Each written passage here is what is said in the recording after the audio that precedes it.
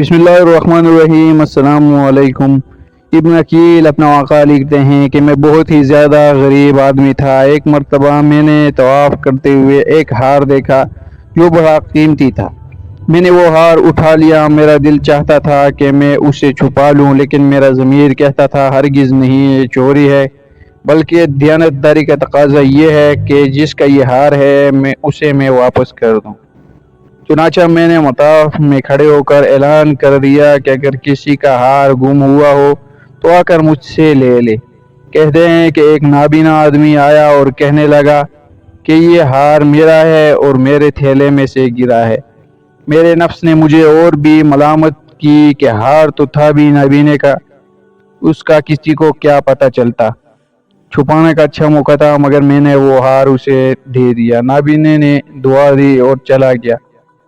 कहते हैं कि मैं दुआएं भी मांगता था कि ए अल्लाह, मेरे लिए कोई रिज़्क़ का बंदोबस्त कर दे। अल्लाह की शान देखें कि मैं वहाँ से हिला आ गया। ये एक बस्ती का नाम है।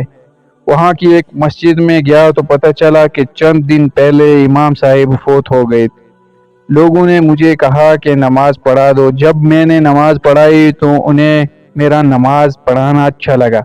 वो कहने लगे, तुम यहाँ इमाम क्यों नहीं बन जाते? मैंने कहा, बहुत अच्छा। मैंने वहाँ इमामत के फ़राइज़ सरअंजाम देना शुरू कर दी।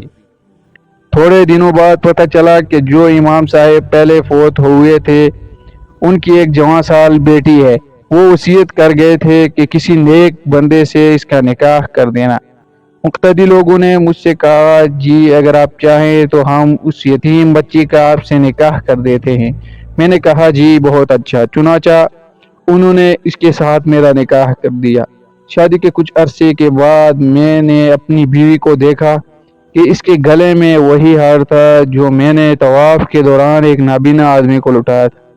उसे देखकर मैं हैरान रह गया। मैंने पूछा, ये हार किसका है?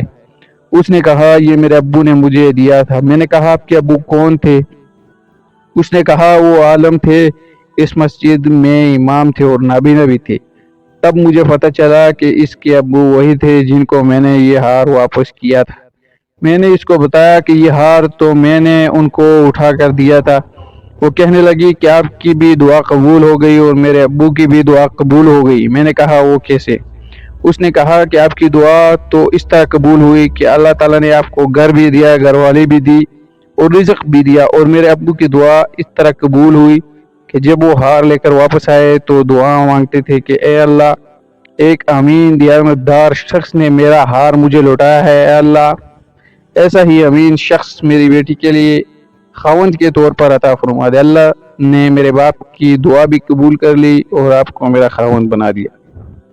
तो मुखलिस बंदे का काम अल्लाह ताला कभी रुकने नहीं देता, अटकने नहीं देते, बल्कि इसकी कश्ती हमेशा किनारे लगा दिया करते हैं।